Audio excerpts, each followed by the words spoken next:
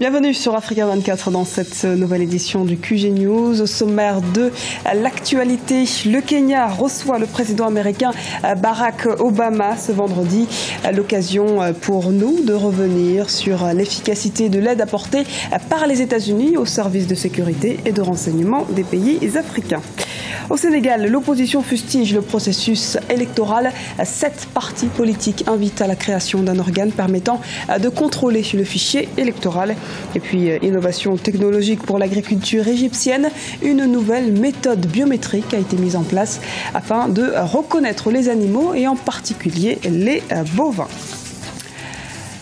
Mais avant de développer ces titres, troisième mandat confirmé pour le président burundais Pierre Nkurunziza avec plus de 69% des voix. L'annonce vient d'être faite ce vendredi par la Commission électorale nationale du Burundi. Le scrutin du 21 juillet a été, rappelons-le, boycotté par l'opposition qui estime que ce scrutin est consécutif et contraire à la Constitution. L'élection s'est déroulée dans un climat de violence alors que des opposants dénonçaient une violation des accords d'Arusha. Le président américain Barack Obama arrive ce vendredi soir au Kenya. La visite intervient dans un contexte sécuritaire où le pays est durement touché par les attaques des Shebabs. Comment se traduit la coopération bilatérale entre les deux pays, notamment dans la lutte contre le terrorisme?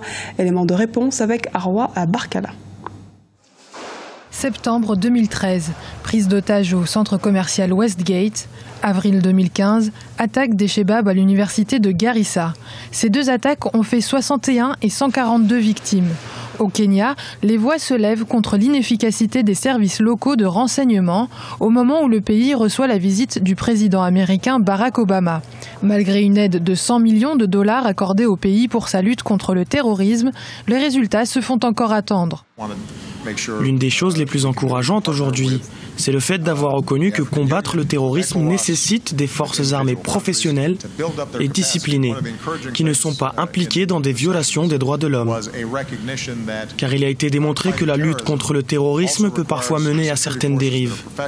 L'action que nous avons envie de mener peut faire la différence. Car il n'est pas juste question pour nous de fournir de meilleurs équipements ou une meilleure formation aux soldats.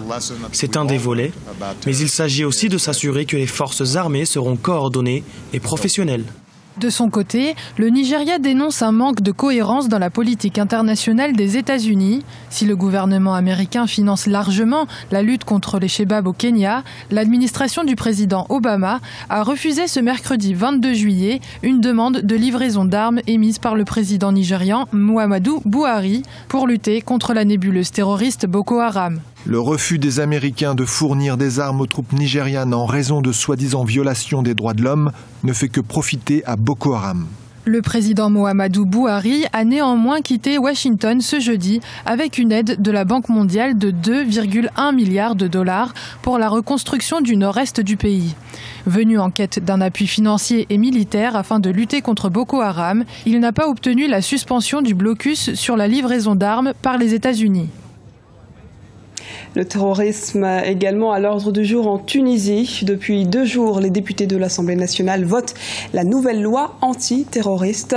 Plusieurs articles ont été adoptés, dont celui qui prévoit des sanctions à l'égard des terroristes pouvant aller jusqu'à la peine de mort. Un vote qui s'est quasiment fait à l'unanimité. Et pour rappel, la Tunisie, depuis l'attentat de Sousse qui a coûté la vie à 38 personnes, craint de nouvelles attaques sur son sol. L'état d'urgence a d'ailleurs été décrété début juillet par le président Béji Caïd Essebsi. Processus électoral au Sénégal, la révision des listes fait débat au sein du pays. C'est en particulier l'opposition qui fustige la procédure, pointant du doigt un certain nombre d'irrégularités. Des partis signataires de l'opposition appellent à la création d'un cadre citoyen de la lutte pour la transparence de l'État.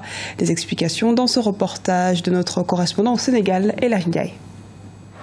Au Sénégal, la révision ordinaire des listes électorales sera clôturée ce 31 juillet. Pour une meilleure transparence, l'opposition appelle à la création d'un front de veille. Démarré depuis le 2 février, la révision des listes électorales a permis, selon le ministre de l'Intérieur, d'enregistrer près de 300 000 mouvements par la Commission électorale nationale autonome Sénat. Un chiffre qui triple le taux habituel enregistré à chaque révision ordinaire de listes électorales. Selon l'opposition, ces chiffres sont dus à la fraude. On n'a jamais dépassé la barre de 100 000 dans une révision ordinaire, normale des listes électorales. Que ce soit si on avait une élection présidentielle ou un référendum ou une élection législative en vue ou bien une élection locale en vue, là on aurait compris qu'il y avait un engouement. Mais donc d'où viennent ces 300 000? Mais ces 300 000 viennent des officines de la DTAI envoyées partout, j'allais dire urbi et orbi, dans tout le Sénégal et au niveau de la diaspora. Selon la Sénat, la Commission électorale nationale autonome, aucun cas de fraude n'a été décelé et ses membres rassurent quant à la fiabilité du fichier électoral. Depuis 2007, aucun cas de fraude permettant de remettre en cause la sincérité du scrutin n'a été vu, déclaré, prouvé. Et donc sur ce plan-là, la Sénat a les moyens de faire son travail correctement. On a déjà étalé des preuves, on a près d'une dizaine de cas de naissance fictive. Alors, le cher Sylla, il dit qu'il est né le 8 novembre 2000. Le 8 novembre 2000. Ça, c'est celui qui demande l'extrait, 8 novembre 2000. Bon, lui, ce n'est pas un enjeu, mais c'est une tricherie. Et son père est né le 6 avril 1994. 94. Son fils, pour lequel il demande l'extrait, est né en 2000. Et lui, il est né en 94. C'est croyable, c'est crédible, ça? Le fichier électoral en question n'est pas une urgence selon la Sénat, car il n'y a pas d'élection envisagée dans un bref délai, hormis le référendum que le Sénégal pourrait organiser en 2016 sur la durée du mandat du président Macky Sall. Au Congo-Brazzaville, les opposants aussi se font entendre au sujet de l'élection présidentielle qui, elle, doit se tenir en juillet 2016. Après le dialogue national organisé par le pouvoir à Sibiti, les opposants se réunissent à leur tour à Brazzaville, la capitale. Ils souhaitent réagir face aux conclusions du dialogue national controversé, au cours duquel des membres de la classe politique ont réclamé un référendum sur une nouvelle constitution. L'opposition est contre cette manœuvre et craint que l'actuel président Denis Sassou Nguesso ne se représente à un nouveau mandat. Nouvelle technique pour l'identification du cheptel égyptien. Des professeurs ont réussi à développer une méthode informatisée de classification et d'identification des bovins. Le procédé donne des résultats à 94% fiables. Les précisions d'Emmanuel Milimono. C'est un système qui va sans doute révolutionner l'identification et la classification des animaux en Égypte. Le professeur Hamdi Mahmoud et son collègue Agar Reda ont développé un système connu comme une machine à vecteur de support multiclasse qui identifie à travers une photographie du museau de chaque animal. Selon ses inventeurs, la fiabilité des résultats du dispositif est prouvée à 94%. Les recherches des deux professeurs considèrent la classification des bovins par leur museau comme un identifiant biométrique. Nous avons eu l'idée d'empreintes digitales, des scans de visage, scans vocales et les empreintes de l'oreille. Les animaux ont aussi une empreinte biométrique qui se trouve dans la bouche. Le museau est la zone située entre les deux narines de l'animal et qui rend chaque animal unique.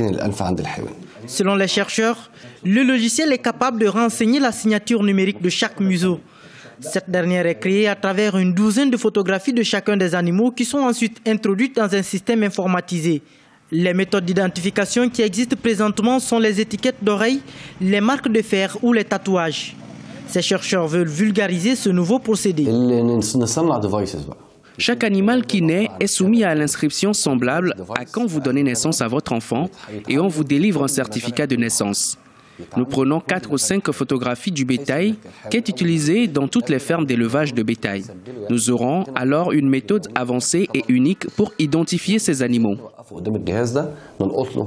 Les anciennes méthodes qui consistaient à percer l'oreille ou à tatouer l'animal à l'aide d'azote liquide ou de fer sont dépassées selon Hamdi Mahmoud. C'est pourquoi cette nouvelle identification biométrique s'avère à ses yeux plus efficace car basée sur des empreintes digitales. Son ambition est de pouvoir délivrer dans l'avenir un certificat de naissance pour chaque animal. Ce journal a été réalisé par l'ensemble de la rédaction. Nous vous remercions pour votre fidélité. Retrouvez dans un instant une nouvelle édition du QG News sur Africa 24.